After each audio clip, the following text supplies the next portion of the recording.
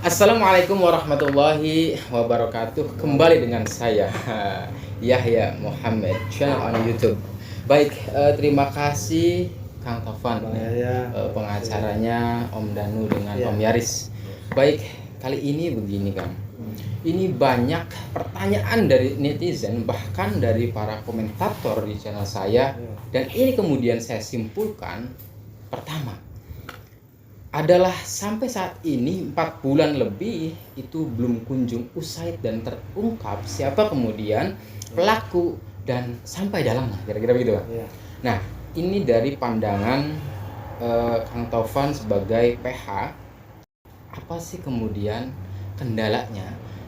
Karena ini adalah menyangkut, teman-teman bilang menyangkut institusi kredibilitasnya, kira-kira begitu Kang. Ya. Apa kendala utama sehingga Kang Taufan kemudian akhir-akhirnya adalah yakin bahwa kliennya kemudian tidak bersalah, kira-kira?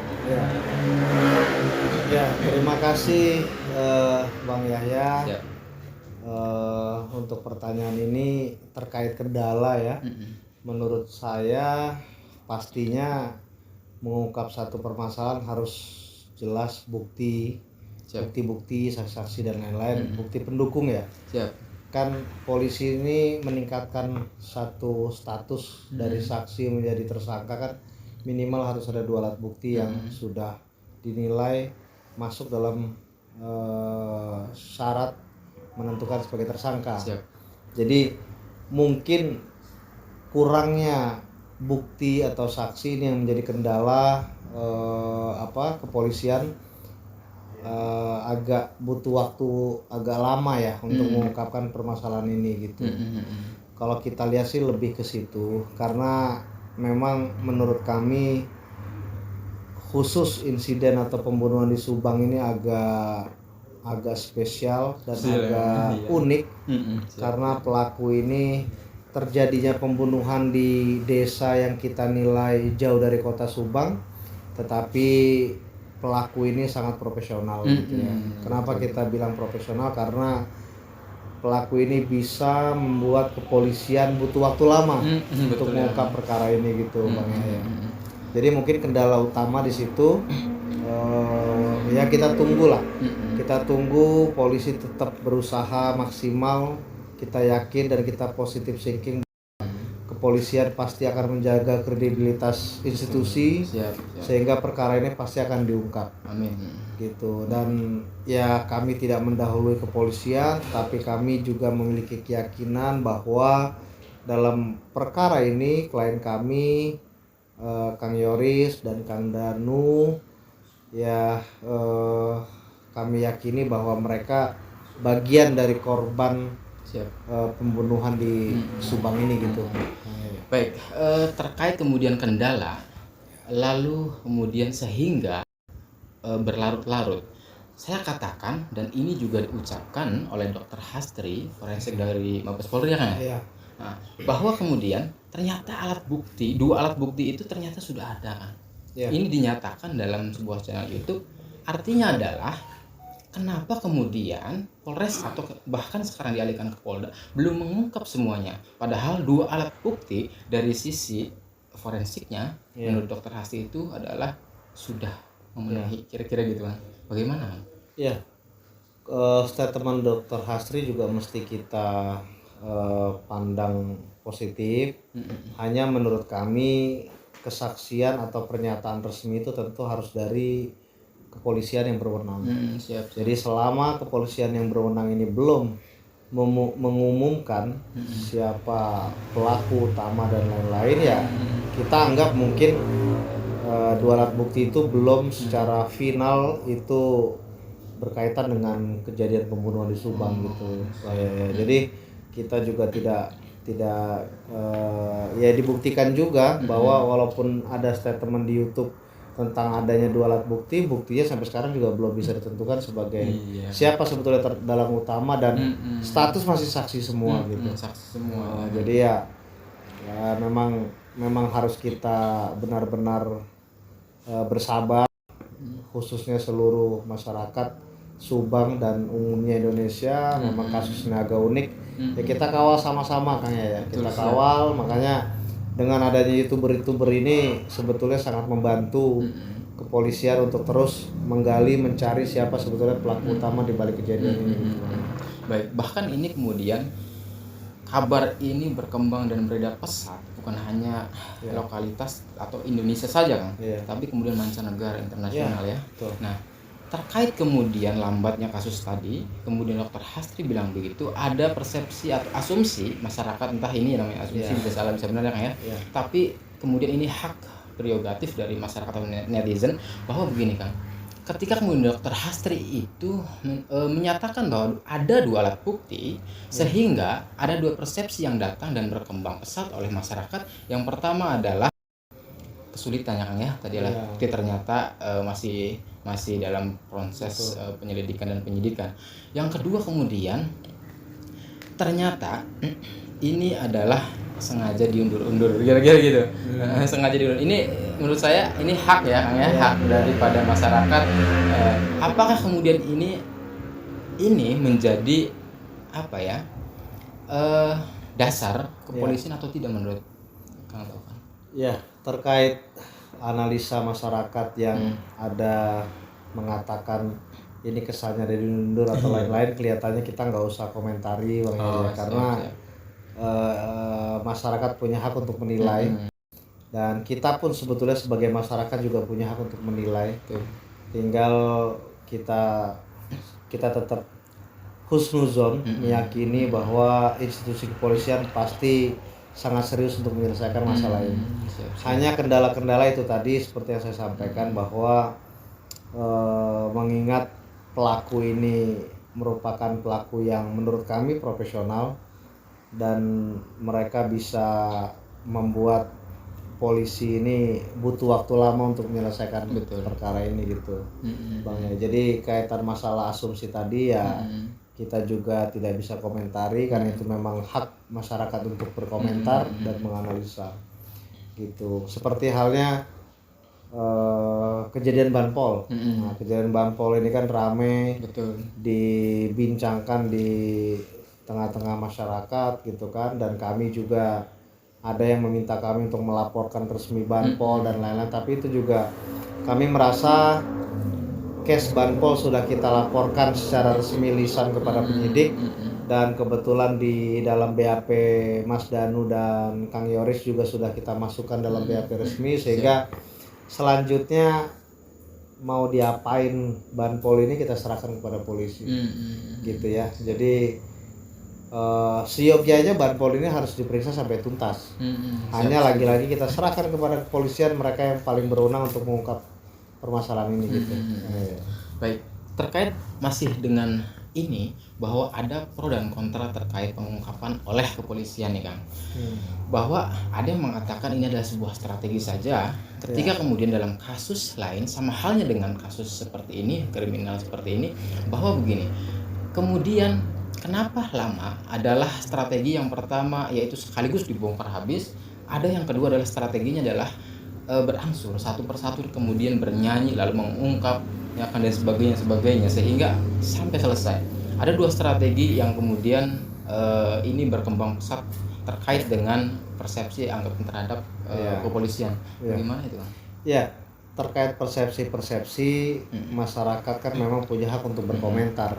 Tetapi saya yakin kepolisian juga punya dasar atau punya patokan untuk bagaimana perkara ini bisa diungkap. Artinya polisi ini kan pasti berdasarkan bukti, bukti keterangan saksi, bukti-bukti yang ditemukan di TKP, bukti sampel darah misalnya gitu kan, atau bukti-bukti lain lah gitu. Dan itu dalam BAP klien kita Danu dan Yoris juga sudah sampaikan, contoh kayak bukti puntung rokok, nah itu sudah disampaikan, ditanyakan dan sudah dijawab oleh Danu. Jadi mungkin ya kita meyakini kasus ini sudah diatensi langsung oleh Kapolri yang kita dengar. Jadi pastinya polisi akan benar-benar serius mengungkap perkara ini. Gitu Bang ya. Tinggal ya itu tadilah, saya yakin polisi ini punya SOP bagaimana cara menyelesaikan perkara ini. Kita semua juga bisa berkomentar, bisa menganalisa, dan kita berharap masukan-masukan yang positif dari masyarakat ini bisa menjadi tambahan info mungkin Betul, dari betul. untuk kepolisian mengungkap perkara ini gitu. Amin. Siap. Baik Kang, selanjutnya begini. Ini menjadi skeptisisme masyarakat ya Kang ya.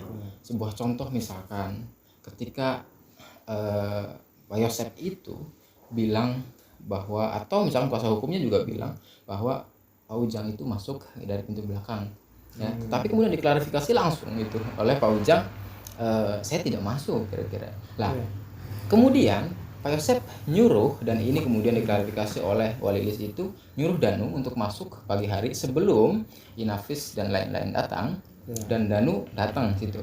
Ya kan ya. Nah, kemudian ada lagi Pulgolok, ketika kemudian Pak Yosep dibilang ya oleh Pak Mulyana, lalu diklarifikasi Pak Yosep hanya mengambil paket Amel, tapi ternyata kemudian Yoris menyatakan pintu dari belakang masuk gitulah kira-kira, dan membawa Pulgolok. Dan ini kemudian tidak ada penjelasan yang fix ya, yang akurat gitu, bahwa yang demikian kok kenapa diam-diam saja kira-kira. Mestinya mesti transparan. Keinginan masyarakat adalah transparan dalam mengungkap itu. Bagaimana menurut pandangan Kang Topan? Jadi berita-berita yang tadi Bang Yahya sampaikan, yang pertama masalah Pak Ujang.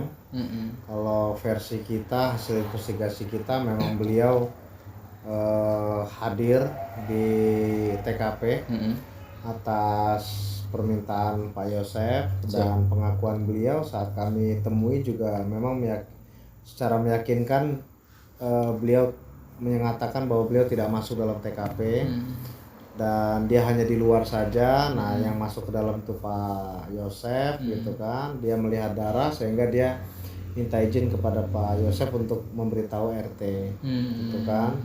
Terus terkait apa tadi yang kedua? Terkait kemudian Danu kan masuk tuh disuruh masuk. Dan tapi Yosep tidak mengakui gitu. Ya. Danu juga dalam BAP sudah secara meyakinkan memberitahu bahwa pagi-pagi saat dia nyusul ke rumah Pak Yosep memang beliau masuk gitu. Beliau masuk dan memang ada Pak Yosep di situ gitu kan, dan itu sudah dituangkan dalam BAP gitu. Artinya saat ini semua versi sudah disampaikan, mungkin Pak Yosep juga dalam versinya beliau sudah sampaikan ke dalam BAP-nya, Danu juga sudah sampaikan dalam BAP-nya, ya tinggal polisi aja yang menyelidiki kebenaran kesaksian dalam BAP ini. Jadi seperti yang saya sampaikan tadi, masing-masing masih punya versi. Tinggal kita lihat nanti, kita tunggu nanti bagaimana pernyataan polisi yang resmi terkait kesaksian siapa yang sebenarnya benar-benar terjadi dan mengarah kepada siapa pelakunya gitu. Terkait pool golf barangkali ada. Ya, kalau pool golf itu juga sudah disampaikan oleh Kang Yoris dalam BAP-nya bahwa pada saat kejadian sore itu itu memang secara meyakinkan dan diyakini oleh Kang Yoris bahwa Pak Yosep dan Pak Mul itu masuk lewat pintu belakang dan keluar membawa pool golf. Pool golf itu dititipkan kepada Kang Yoris gitu kan, dibawa sama beliau, dan keesokannya itu dikembalikan lagi oleh Kang Yoris dan istrinya, diterima oleh Pak Asep kalau nggak salah di Polres Subang kalau salah. Jadi memang menurut kami kejadian itu ada. Tapi kalau ada bantahan, yaitu hak yang membantah sah-sah saja, tinggal kita tunggu nanti bagaimana polisi mengungkap siapa kesaksian yang sebenarnya terjadi gitu. Terakhir nih Kang, mohon maaf sedikit agak lama ini. Ya nggak apa-apa. Terakhir Kang, ketika kemudian penyelidikan dan penyidik sambil proses berjalan atau sudah selesai yang dilakukan oleh kepolisian, itu kan ada proses adalah penyerahan berkas ke kejaksaan.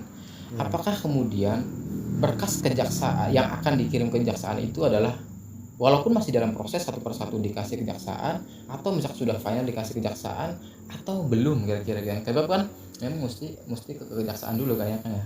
Oh ya, jadi ke kejaksaan itu sebetulnya ketika sudah masuk dalam lidik dan ditetapkan perkara ini untuk dilanjutkan, itu polisi itu selalu koordinasi dengan kejaksaan. Dan kejaksaan juga monitor dan menunggu sampai perkara ini P21. Jadi kalau sudah P21 kan berarti sudah jelas ada 2 alat bukti yang dinilai cukup untuk menaikkan perkara ini atau menaikkan status siapa yang ditentukan sebagai tersangka itu dari saksi menjadi tersangka gitu Bang ya. Oh, siap.